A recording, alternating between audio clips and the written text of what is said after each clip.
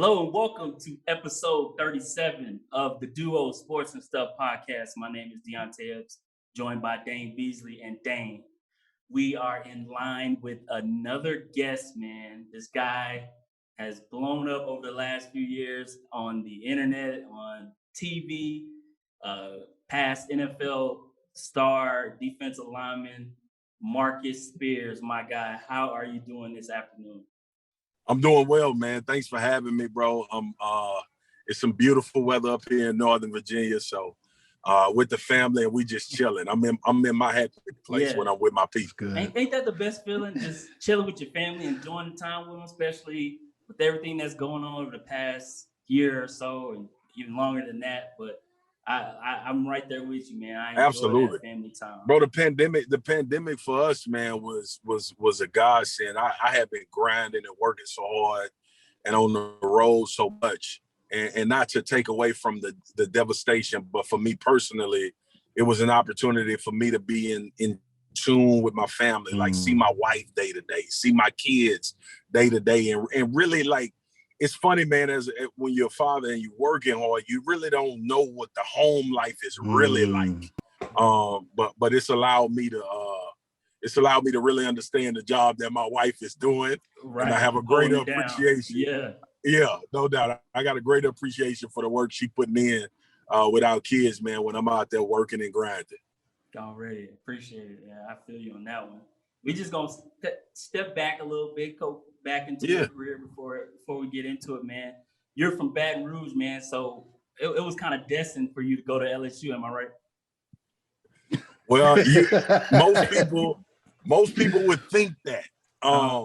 It's funny, man. My mom and dad went to Southern University, the HBCU in Baton Rouge, and I went to Southern University Lab School, which is a laboratory school that's a feeder for teachers and stuff like that from Southern University to come teach and then whatever they decide to do. So my goal was to always be on the yard, what they call Southern campus. I wanted to, that was my culture though. I was there in high school. I grew up going to their football games. Eric Randall was my coach in high school and he started at Southern as a quarterback. So everything that I knew was Southern University. And then, the football thing started happening in high school. And this little short dude named Nick Saban walked in the living room and everything changed, man. And it was, but unbeknownst to a lot of people, LSU was not in the cards. If you think about all of the guys from Louisiana with big names, Florida schools were the schools we were going to. It was Florida State with Warwick Dunn and Travis Minor. It was Ed Reed at Miami. Yeah. It was so many dudes leaving and playing at these prominent, colleges. They were already on. When we decided to go to LSU, and I say we because that class was full of dudes from Louisiana, LSU wasn't popping like that. LSU came and got a dude that was destined for the HBCU to come in, and we the guys that deliver championships. You mentioned Nick Saban. How is that like him being in your living room trying to recruit you? It's a lot. And I think the thing that I respected about him was just the honesty. Like, it was clear. I told him my goals are clear. My mom wants me to get a degree. I want to go to the league. And I knew that. I knew financially, I knew what I was trying to get my family to. And it just felt like the right thing. And the thing that he was teaching was competition. He was talking about getting you prepared for life, let alone going pro. And it just resonated. Like the other coaches made good pitches. Bobby Bowden made a good pitch. All of them. A lot of guys. R.C. Slocum from Texas A&M. It was a bunch.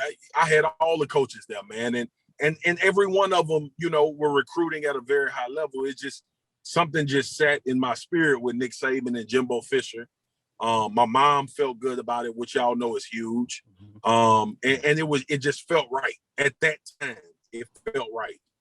I felt like it was his experience of being in the league, his experience of dealing with a lot of guys with a lot of talent and understanding how to cultivate that and get guys to a point where they could actually be pros and thrive once they got to the pros. All of that resonated with me. And then LSU was dope. Like, I had a bunch of friends that eventually ended up going there, a bunch of people that I respected, spoke highly of it. And it all worked out, man. So when he sat in my living room, I did not know the Nick Saban that everybody knows now. Right. He was 2 years removed from Michigan State. So it, like, saying Nick Saban name now as opposed to saying it in 2001 is a lot different. Right. In living room. So it was but you could tell he was on to something, man, and I wanted to be a part of that. I can only imagine, man. Yeah. So, everybody calls you Big Swagoo. when I told a couple of my family, like, I was like, man, I think we get Marcus Spears on. Man, it was like, man, ask him how did that nickname come to be? Well, so a lot of people don't know, man. I was working for ESPN previous, but I was working for SEC Network, which covered the Southeastern Conference. And my first year there, Joe Tessitore was our host on the show called SEC Nation. And Joe gave me that, man. He was like, look, I take pride in how I look, because if a big dude get on TV, it look way worse than when most dudes get on TV. Be fresh. Gotta be fresh. That was key. That's been key for a long time. And he was like, man, you dripping Swagoo. And I was like, what? And he was like, I'm gonna call you the Big Swagoo from now on. And dude, Joe Tess started calling me that. And then I noticed when I was making appearances on SportsCenter, they'll say Marcus Spears, the Big Swagoo after that. And I was like, man, this thing is taking off. Yeah. Like it formed a life of its own. And I'm telling you, man, like, when you got the right one, because now people refer to you as that in public. Like, when I'm places, man, Swagoo, what's up, man? So it just became a thing, man. And I embraced it. It separated me from, just the normal guy at ESPN. And it's something that, I nickname everybody because I don't do well remembering names. And I think when you have a nickname, people can kind of like associate that, right? Like, that becomes a part of your persona as long as it's the right one. Yeah. Exactly. So it ended up working out, man. And that's what people refer to me. And I take no shade, because the origin of it is the big fella being clean. Right. Exactly. That's awesome, man. That's cool. So you put together some pretty amazing seasons in the early 2000s, and eventually it led to you being drafted by the Dallas Cowboys in 2005. So take us through that. Like, was this type of a dream situation to get drafted by America's team, or was this a situation was like you were divided, maybe possibly wanted to go to the New Orleans Saints, or how did that play out? Because being from Louisiana and all. Brother, I was just trying to get to that bag. It ain't matter. Yeah. It could have been a team in London, South Africa. It could have been anywhere, man. My goal was to take care of my family, right? And going into that process, like, you don't have any power unless you're the Mannings and you Eli and you say, I don't want to play there. But I you get an idea of where you slide it. So I kind of had an idea. Dallas was in those numbers of draft picks in the first round where I could still be available. Initially, I thought I was going to the Texans. I thought it was going to be Houston. I had a lot of communication with them. Rick Smith was their GM. Talked to them a number of times. They were converting over to a 3-4 defense. So they were trying to build that out. And they ended up taking Travis Johnson from Florida State. And then when Dallas came up at 20, I knew it. Like, I just knew it. And my mom was like, you going to Dallas. Mama knows. And when the phone rang, it was Jerry, and he said, congratulations, we're about to take you with the 20th pick. Are you excited to be a Cowboy? I was like, hell yeah. And then he put Bill Parcells on the phone, and Parcells was like, I need you to show up 3:10. I'll see you when you get to camp. And that was it. Yeah. Straight to the point. I was like, okay, this real life now. Like, all of the excitement about the draft and being drafted is over. Now it's work. Yeah. The real stuff. It's a job. So, but yeah, man, playing there was amazing, bro. Amazing. Texas is my second home. I was so fortunate too to be drafted with DeMarcus Ware and Chris Canty and Jay Ratliff. We had a great class, Marion Barber. It was just, we were a tight-knit group that came in with some veterans like Leroy Glover and Greg Ellis, that really wanted us to thrive and have success. And I think that translated, man. And I give a lot of credit to not only the guys that I came in the draft with, but the guys that were already in Dallas for the longevity of my career and really helping me understand fast what it meant to be a pro. Right. Yeah. And to piggyback off your answer right there, kind of segues into my next question. You know, you had a stellar career in the league, and, you know, there's a lot of NFL players, you know, it comes to a time, obviously, where you got to hang the cleats up. Yep. And, you know, there's a lot of players that, you know, football is all that they know. Mm-hmm. And so transitioning from that career to, okay, what am I going to do next? What was that switch for you that was like, okay, my career is done. I want to be an analyst. I want to be in front of the camera. Like, what was that switch for you? Like, hey, this is what I'm going to do. I'm going to pursue it. As crazy as it sounds, man, it never was a switch. Because I tell people all the time, I didn't bet on going to the league. Like, going to the NFL to me was a fantasy. Like, and it took, you gotta have luck, bro. Everybody think, I mean, I'm sure y'all know great athletes that never made it. Yeah. Y'all know guys that hit circumstances that derailed them from getting to the point of making it to the pros. So my plan was to always, I studied communications in college. My bad. No, I'm back. You good, man. I studied communications in college. I was always, my mama always taught me growing up, you better be able to speak well. Like, she thought that was a quality that I needed. She was a telephone operator for 25 years. So communication was always one of my strong suits. I wasn't crazy about school. I ain't love it. I did it because it led to me being able to be eligible and play. And I knew I had to have an education, man, period. Right. But my whole goal was to have some type of interaction. It wasn't to be on ESPN. It wasn't to be a star or famous, quote unquote. It was always just to impact people. I wanted to do that through conversations. And this is the road. You know, playing for the Cowboys absolutely helped. It was a media frenzy, and I got a chance to meet a lot of people in this industry. And then realizing, like, yo, I can really, like, do this. Yeah. My sister called me, man. It was funny. I was going to do radio in Dallas. I was lined up to do a radio show in Dallas. That was going to be my after football thing. And my sister hit me and was like, have you heard about the SEC network? And I was like, yeah, we argue all the time about, you know, schools being better and all of that. And she was like, you need to apply. She said apply, bro. That's how much we didn't know about getting a job in media. And so I reached out, man. I literally got this job through a tweet. And my boss still to this day, Stephanie Drewley, tells everybody, when Marcus tells this story, make sure you don't think you can tweet me and get a job. But it was, I tweeted her, man, and I told her to hit me back, and she direct messaged me, and I was like, I want to audition for a spot at the SEC network. And eventually that turned into some communication between me and her, and I found myself in Bristol auditioning. And I didn't hear anything after that first audition. I got a call about 2 weeks later to do another one. And she was able to be at the second one in Austin at the Longhorn Network, which she launched as well. And then, man, we did that interview. I was there with Booger McFarland. Me and Booger was there together. And they called me about a week and a half later and told me that I got the job, I got the position.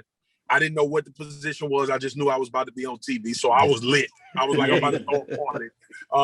And then it became a 2-hour live show. And I called Stephanie when they decided to put me on SEC Nation. And I was like, yo, I've never done live TV before. She was like, just be yourself. We'll take care of the rest. And man, it was where I'm supposed to be.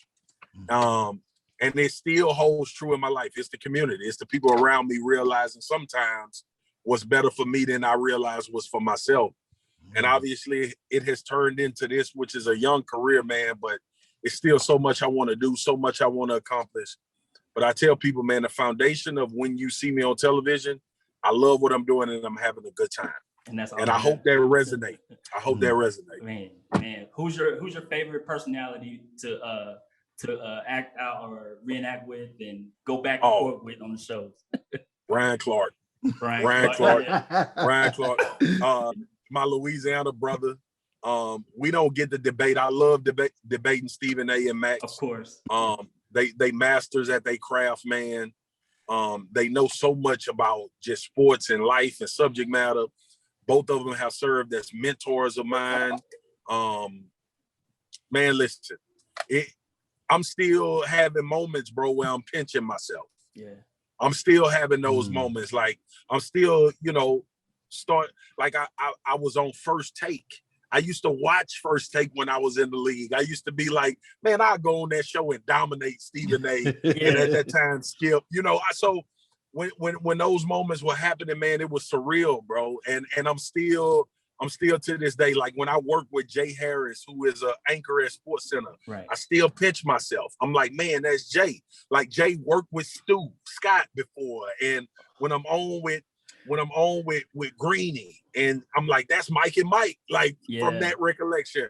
When I did His and Hers with Jamel and Michael Smith, I'm like, that's Jamel Hill and Michael Smith. So I've had a bunch of those moments, man, and it's still exciting. It still makes me smile, and it's still humbling to be able to be in that arena with who I consider giants in that space, man. That's huge. That's very ironic that you mentioned the great Stewie Scott, man, because we growing up, Deonte and I we're 90s baby, so it's that was one of the guys that we saw on TV. Was like, that guy looks just like us. Absolutely. So like in your eyes, do you consider yourself as a role model or form of representation for a lot of Black kids across America and just the culture itself? Absolutely, man. I mean, we have that responsibility. Anytime we have a platform, especially on a scope that I've been blessed to have, man, people watching. Kids are determining dreams based off what they see you do. Yeah. I was like that. Reggie White was that guy for me. Yeah.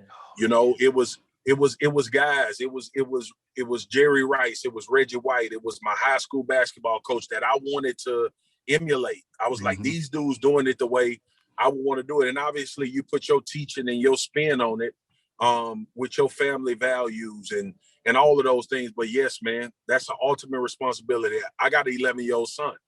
I know how impressionable they are. Yeah.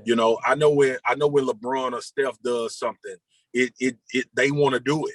You know what I'm saying? So being that representation and being, we need to see faces like ours, like in these arenas, to say I can do it, right? Like when I saw Stu for the first time, and when I saw him using slang and words and talking in the vernacular that I understood, I was like, I can be on TV, So we need that, man. So for me to be in a position where some kids and young men, young women, and really all races, but especially young Black men and Black women, to say I can be on ESPN and I can be myself, and have success is super important. And I don't take that lightly, man, because I understand, like, there's a responsibility that comes when that red light on that camera comes on and everybody see you across the world, man. Yeah, that's good. That's good. So speaking of across the world, you have Louisiana roots. So I have a very serious question about it. What kind of fishing do you do? What kind of fish? I know you fish. What kind of fishing do you do? I grew up calling them sac-a-lay, which is crappie. Most of the country know it as crappie, like crappie, whatever you want to call it. But white perch, some people call it. But that's my thing, man. I want to catch crappie every day of my life. I think about it every day. Me and my son, we fish and hunt together. But that fishing, cat fishing, anything in the bayou that you can cook, pretty much, was what we fish. Brim, Like, man, yeah. But if I had one fish in fresh water that I wanted to catch, it'd be sac-a-lay, which is crappy to everybody that ain't from Louisiana. Yeah, people gonna be like, "What?" They're gonna have to Google that. Yeah. Never heard of that before. Oh man! Hey, couple of NFL questions, man, and we'll let you go because I know you're doing family things. But once again, we appreciate you so much for coming on with us during this time, man. Obviously, everything has been crazy with sports the past year or so with COVID and stuff. How do you think the NFL handled the COVID situation? Had a few hiccups, but they started and they got a Super Bowl winner. Yep, I thought they did a phenomenal job.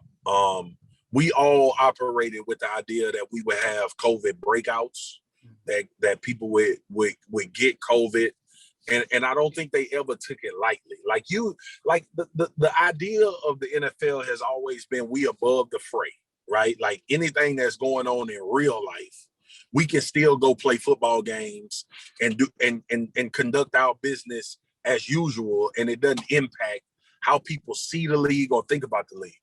Man, being there every day and getting the information about what these guys were doing, the protocols that these teams put in place, the leadership in the NFL, which since Cap hasn't been popular to talk about. Right. Like let's be real about it. Like since Colin went through what he went through dealing with the league, I looked at the league different. I was like, yeah. So dealing with this COVID issue, the great thing about professional sports is you have a structure where the players they choose through collective bargaining, through negotiations. So the players decided we gonna play, and then the league decided we gonna put games on. Right. How do we do that? And I thought they did a phenomenal job through communication, the way they set up each team's facility, checking guys, getting tested, and really just when it did hit, it hit the Titans, if y'all remember. Yep. I think it hit Denver. Denver played with a guy that didn't even play quarterback. Yep. I'm a Broncos fan, so I was feeling that. Yeah. So it was those type of situations are the ones that were hard. Right. Those were hard, right? Because you cancel the game, play it later, postpone it, which they did a couple of them. But when I tell you, I believe Troy Vincent, the vice president, and one of my boys, Stephen Bowen, who works in the NFL office, the players were first and foremost in the thought of the league. Mm-hmm. And I give them credit for that because y'all know me. Now, y'all don't watch me. I don't sugarcoat. Nope. Right? Like if it was messed up, I was going to say it was messed up. I would have wanted to use another word, but I would say it's messed up. But I got to give them credit, man. I thought they did everything they possibly could to ensure the safety of these players first and to get a season done. And the social justice initiative that they came around on, which I ain't giving them all the credit for that. You know what I'm saying?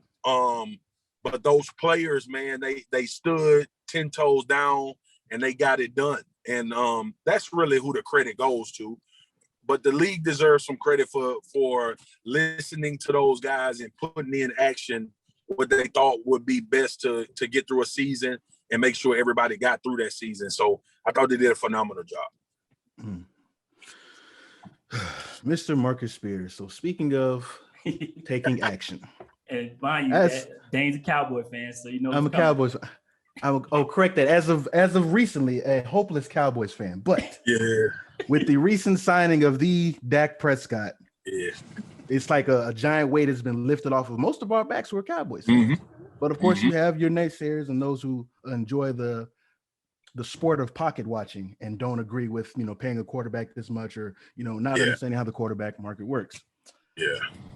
What do you have to say to other people, maybe fans, maybe I guess you can say they're fans, but they're not really fans of the Dallas Cowboys. But what do you have to say to those kind of people that have those type of attitudes and negative things to say about players that get paid when, rightfully so, working on a rookie contract, you finally get your payday? One thing I'm going to teach you guys in this moment, because that's a great question. So if you could make 160 million, you would too. Yeah, absolutely. You know what I'm saying? So listen, man, my skin has hardened playing for the Cowboys and doing my job now. So, like, you all the time, I tell people this all the time, man, when you get hate from other people, ask yourself, if they was in this situation, would they do what you do? Mm-hmm. And majority of the time, you've responded how most people would respond. Yeah. Yeah. So when Dak going through this contract situation, as a fan, and I did both sides. I don't know if y'all saw it, but I did both sides. As an analyst, I was like, Dak need to get the hell out of there. Yeah. Right. This is not a good situation. 3 years waiting for a contract. As a fan, I was like, Lord, please let Dak resign with the Cowboys. Because I think he's a really good football player, and I think he's a quarterback that's still getting better. Yeah. But when you have people that's naysayers, man, and when I'm sure y'all gonna have them with this podcast, mm-hmm. Y'all gonna have them in y'all everyday life. Man, do you stay true to you? All that other stuff is outside noise. It's just like when I talk to people about the Dallas Cowboys. Ain't but one team win the Super Bowl every year. So all of those other people that's hating on the Cowboys, they team ain't win either. You know, so the king of the hill right now is the Tampa Bay Buccaneers. Other 31 teams can shut the hell up. Yep. And just enjoy being fans and arguing about their team being better and all of that stuff. But man, I just like when it come to that type of stuff, real raw, and give people the 100% truth on how I'm feeling about it. And in my opinion, and that's the thing that I try to delineate between people. I'm not a reporter. I'm paid to give an opinion when the story comes out. Right. That's a whole different job. So I take things for what they are. The way my mama and daddy raised me and my family raised me, be straight to the point. You don't need to beat around the bush. Mm-hmm. And that's how I operated in the whole Dak saga and situation. Right. I was like, this is what Dak need to do, because this is what I would have done. 160 million reasons why I would do it too. Yeah. 160 million reasons, bro. And two, man, to that point when we were having all of that conversation about what is Dak worth and all of that, mm-hmm. You are worth whatever a team is willing to pay you. Yeah. And you know, the big reason for me on the Dak situation is I had got past the point of Dak being a Cowboy. Mm. Like, I root for players. Yeah. Like, I root for players, man. When it's time to get paid, go get your bag and get the biggest one you can get. I know what this league do. I was just getting up off the sofa and my daughter was like, Dad, why your knees crack like that? Right? Like, so I know what this game do to your body, and I know how hard it is mentally. I know what type of toll it takes on your family and your friends. And it's a job. And people, like, you know, fans look at it from a perspective of it's a game and these guys having fun, and, you know, you shouldn't be making that money to play a game. Well, come do it. Come practice with us one time. Exactly. Come play in the game one time. And then after that, you determine how easy and much of a game and how fun it is. And I don't want no sympathy from anybody from playing in the league. But we also gonna tell the truth about how hard it is, along with the perks that comes along with it. Oh yeah. Situation always changes when you tell somebody to go ahead and take a slant right. Yeah, go ahead and do that. No. Oh, exactly. We gonna line Ray Lewis up right here, and you run straight to him and trying to catch the ball at the same time. And if you get past Ray, we got Ed Reed right there. We got Ed. Exactly. Yeah. Exactly. So yeah, let's not get it twisted and think that everybody just out there running on a bed of rose petals. Yeah. No, that's right. Okay. So based on the offseason that we've had so far, what do you think has been the most impactful move or have the most impact overall when it's all said and done after the season wraps up? I think Matt Stafford going to the Rams. Matt Stafford is a hell of a quarterback that's been buried in Detroit and not really in the conversation of being a top 10 guy because Detroit hadn't won anything. Right. Him, Sean McVay, the talent of a young running back in Cam Akers, and they still got Malcolm. You still got Cooper Kupp. I'm talking about just on Deshaun Jackson too. Right. Deshaun just signed with them, so you got a guy to take the top off of a defense, and that signing is an indication of what they think about Matt Stafford. Matt Stafford been bombs away his whole career. So now we got a guy that can take the top off of a defense. McVay loves to dominate you in game plans. And then you got them two animals over there on the other side of the ball to support you better than any other team player can support you in the league. Aaron Donald and Jalen Ramsey. So, look, man, I think Matt Stafford and the Rams will be in the NFC Championship this year. And a viable, legit Super Bowl contender based on what they built. Now, they got to fix some things on their offensive line. Andrew Whitworth got to come back and make sure he's healthy, who I played with at LSU, so I'm hoping so. But I think that move can send a ripple effect through the league. And then on the other side, you know, we love Cam in our community, and we can make excuses for him. Cam looked like trash last year, right? But we also got to know what he was working with. We got to know the weapons he had. We got to understand he went through COVID. He didn't have an off season, learning a new system under Josh McDaniels. So I believe that the New England Patriots will be right back in the AFC East title race and vying to get into the playoffs. And Bill Belichick with a good football team in the playoffs, y'all already know. Everybody got to be. You think when Bill saw Tom Brady hosting up another trophy, he was like, "Yeah, let's make some." Absolutely. All right, then. All right, then. Because everybody gonna think it was just you now. But let me go ahead and bro, how active they were in free agency, it lets you know the type of mentality Belichick has. Like, and he said it about Tom as well. He said, "Man, I exhausted all of our resources to get these Super Bowls." So when they didn't have money to spend and when they didn't have a roster that looked like a good enough roster to compete, he was being honest. Like, man, for the last 5 years, I was investing in what we had, and I got 3 Super Bowls out of that. Right? We'll take one in Dallas. Yeah. You know what I'm saying? Like, we'll take one. So what he did in this offseason was signing all of these guys, identifying the deficiencies and the issues that they had. It just lets you know why people consider Bill Belichick the greatest to ever do it. Marcus, man, we are very much appreciative, my guy. It's been a long couple of months. I'm gonna email Ashley after this, but she's been great because I'm hounding her like every 2 weeks. Like, hey, is he good? What about this time? What about this time? Yeah. But man, we really appreciate you coming on with us, man. And every time we have a guest, we always like to give them the opportunity to shout out anything, any closing words, any people or anybody or any message that you want to give out to our fans and audience. Man, look, first of all, blessings to y'all, bro. I appreciate y'all having me, man. One thing I tell people, you know, and I'm sorry we had to keep bumping it. Work kept getting in the way. Of course. Oh, good. My mom taught me humility, bro. Don't never get to a spot where you can't reach back. Don't ever get to a spot where you feel like you're too big to do something.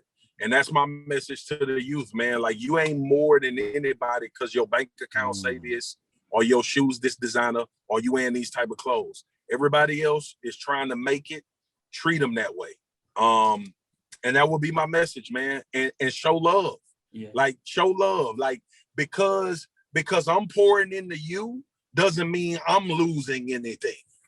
You know what I'm saying? Like, me pouring into you is to want to see you do well and do best. I don't have to have a mentality and you know, the old crab in the barrel that people associate to our culture and our generations of Black people. It's time. We moving on from that. Yeah. Everybody can eat. The whole family can eat. Right. The friends can eat. The community, the neighborhood can eat if we do it with the right type of spirit and the right approach. So that's my message, man. Everybody can eat. Me giving away the knowledge and the finances and the nuggets and the jewels that I have doesn't mean you taking them from me. It just means I'm trying to give you what I have so you can ascend in whatever area you want to. Couldn't have said it better, man. Appreciate you so much. Yes, sir. Thank you for tuning in to another episode of the Duo Sports and Stuff podcast. You can listen on any platform, Apple, Spotify, YouTube, all the other platforms. And also, you can check out our website, www.theduossportsandstuffpodcast.com. Peace. Respect.